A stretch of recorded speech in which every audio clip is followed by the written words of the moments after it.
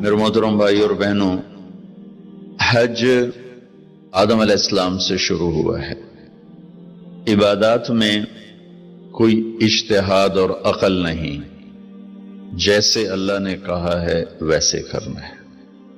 نماز اپنی عقل سے ہم معلوم نہیں کر سکتے، روزہ ہے، حج ہے۔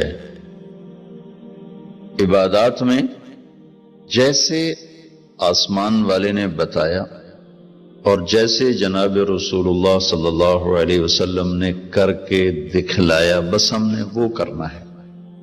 باقی چیزوں میں معاملات ہیں، زندگی کی باقی ضروریات ہیں، اس میں زمانے کے لحاظ سے سوچ بچار بھی ہے، تبدیلی بھی ہے، اجتہاد بھی ہے۔ عبادت اسے کہتے ہیں جس میں بس جو اللہ نے کہا، جو اس کے نبی نے فرمایا، کر کے دکھایا، ویسے کرنا ہے۔ ہمارے نبی پاک کا میں تھوڑا سا آپ کو مختصر خاکہ حج کا بتا دیتا ہوں۔ جناب رسول اللہ صلی اللہ تعالی علیہ وسلم نے حج کا جب اعلان فرمایا، یہ 10 ہجری، تو اطراف سے قبائل جمع ہوئے، کوئی 12,000 کا مجمع اکٹھا ہو گیا مدینہ میں۔ 25 تاریخ کو بروز ہفتہ آپ نے نماز ظہر سے پہلے غسل فرما کے 2 چادریں احرام کی نیت کے بغیر 2 چادریں باندھ، کرتا بھی اتار دیا، تہمد بھی اتار دیا۔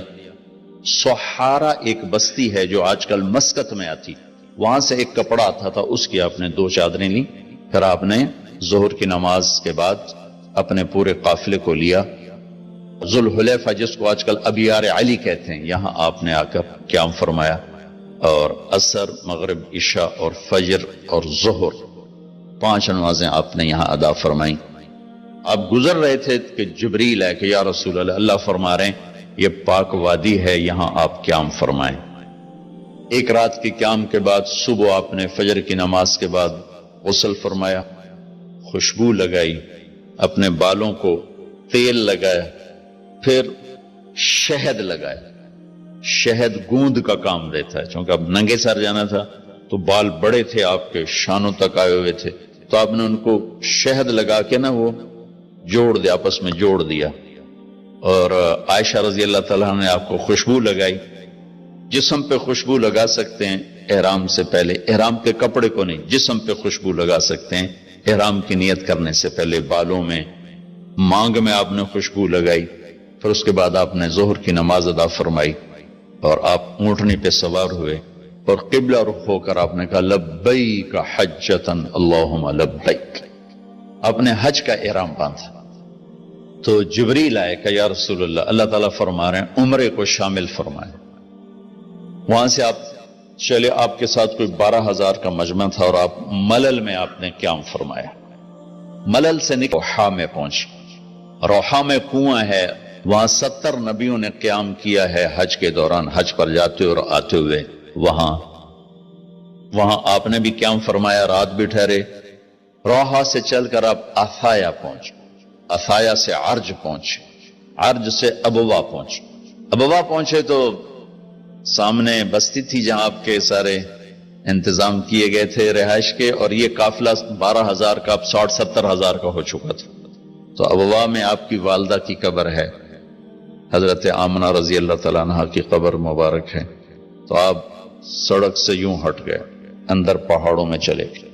اکثر مجمع تو نیا تھا، انہیں نہیں سمجھ میں آیا کہ اللہ کے نبی اندر کہاں جا رہے ہیں۔ چندے کو پتا تھا کہ آپ کہاں جا رہے ہیں، تو آپ چلتے چلتے چلتے چلتے چلتے ایک جگہ اپنے اونٹنی کو بٹھایا، کوئی وہ 70-80 فٹ اونچا پہاڑ ہے، تو وہاں سے آپ اوپر چڑھے۔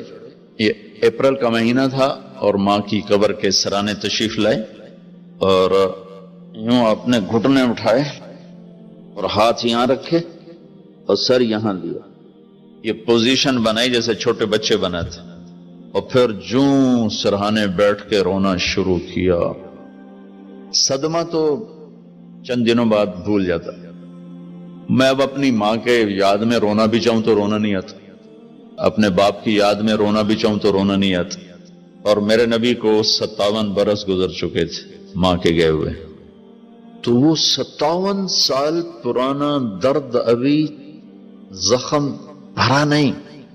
آپ اس پوزیشن میں بیٹھے اور اتنا روئے اتنا روئے، کہ سارا رواں رواں آپ کا آنکھ بن کے رو رہا تھا، وہ ساری داڑھی آپ کی آنسوں سے تر ہو گئی، اور آپ نے آگے جانے سے انکار کر دیا کہ میں آج رات اپنی ماں کے پاس ٹھہروں گا۔ آپ نے رات وہیں گزاری۔ کیا رات تھی! ابوا سے چلے تو آپ عصفان پہنچے، عصفان تھے تو آپ نے کہا ابوبکر یہ کون سی جگہ ہے؟ کہا جو عصفان۔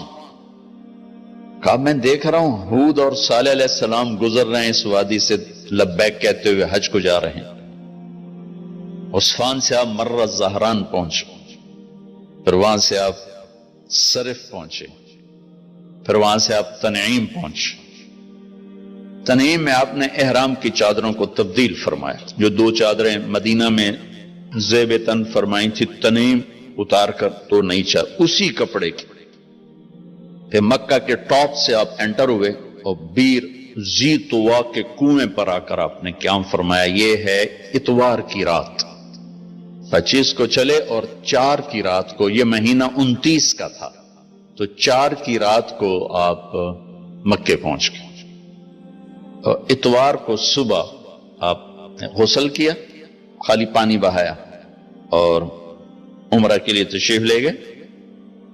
صفا مروہ کی طرف سے آپ پہنچے، باب و بنی شیبہ کے سامنے آپ نے اونٹنی کو بٹھایا تو بنو ہاشم خاندان کے بچے آ گئے، ان سب کو ملے، کئیوں کو اونٹنی پہ بٹھا لیا، کئیوں کو پیار کیا، گلے لگایا، پھر ان سب سے ہو کر باب و بنی شیبہ، یہ باب و بنی عبد مناف تھا، آپ کے خاندان کا دروازہ تھا، اس سے آپ انٹر ہوئے، اور جب آپ فارغ ہوئے تو باب و بنی مخزوم سے آپ باہر نکلے۔ آپ نے جاتے ہی حجر اسود کا بوسہ لیا، پھر سجدہ کیا، پھر بوسہ لیا، پھر سجدہ کیا، پھر بوسہ لیا، پھر سجدہ کیا، پھر آپ رونے لگے، بہت روئے۔ اس کے بعد آپ طواف شروع فرمائے۔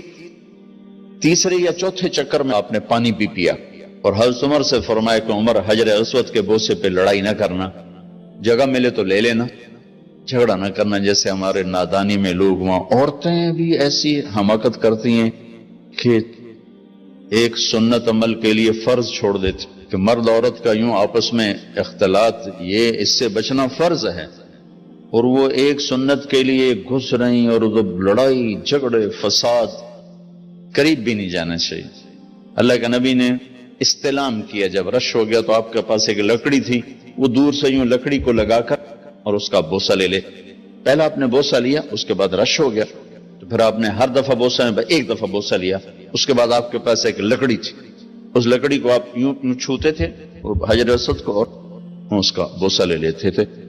بوسہ صرف ایک دفعہ، پھر جب آپ نے 2 نفل پڑھ لیے اور تشریف لے گئے صفا مروہ کے لیے، تو پھر حجر اسود کا بوسہ لیا اور آپ نے جا کر صفا مروہ پہ 7 چکر پورے کیے۔ بعض روایت میں ہے کہ 3 چکر پیدل کیے، پھر مجمع زیادہ ہو گیا تو 4 اونٹنی پر بیٹھ کر گئے تاکہ لوگ دیکھ لیں۔ اس کے بعد آپ نے اعلان فرمایا کہ بھئی جن کے پاس قربانی کا جانور نہیں ہے وہ احرام کھول دو۔ تو صحابہ نے کہا یا رسول اللہ آپ کھولیں، تو آپ نے فرمایا کہ میرے پاس قربانی کا جانور ہے، ابو بکر کے پاس، عمر، زبید، طلحہ یہ نہیں کھولیں گے جو کہ ان کے پاس بھی قربانی کا جانور ہے، باقی جن کے پاس نہیں کھول دو۔